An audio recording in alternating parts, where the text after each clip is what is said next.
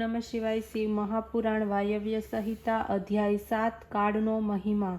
ઋષિ બોલ્યા, આ સમગ્ર વિશ્વ જેને આધીન થઈને પૂજન સંહાર રૂપથી ચક્રની જેમ નિરંતર ચાલ્યા કરે છે, જેના દ્વારા સર્વ કાંઈ પેદા થાય છે પછી નાશ પણ પામે છે, એવો પ્રચંડ કાળ કોણ છે?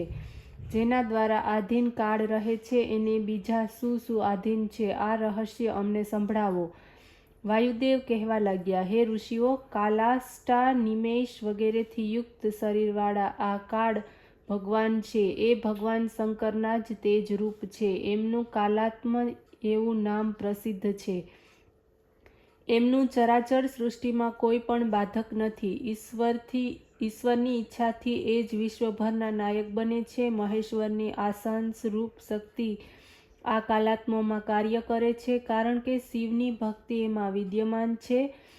તેથી તો એમને રોકી શકાતી નથી। કોઈ પણ એનું ઉલ્લંઘન કરી શકતું નથી। એ પોતાના જ બળે ત્રિલોક્ય ઉપર પોતાનું અખંડ રાજ્ય કરે છે।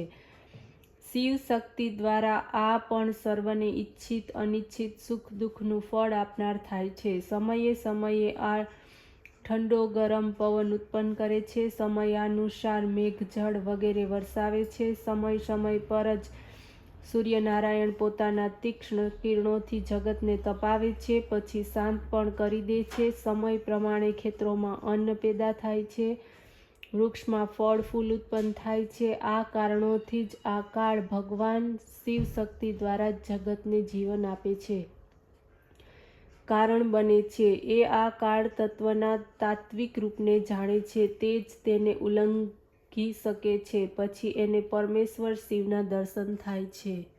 ઓમ નમઃ શિવાય।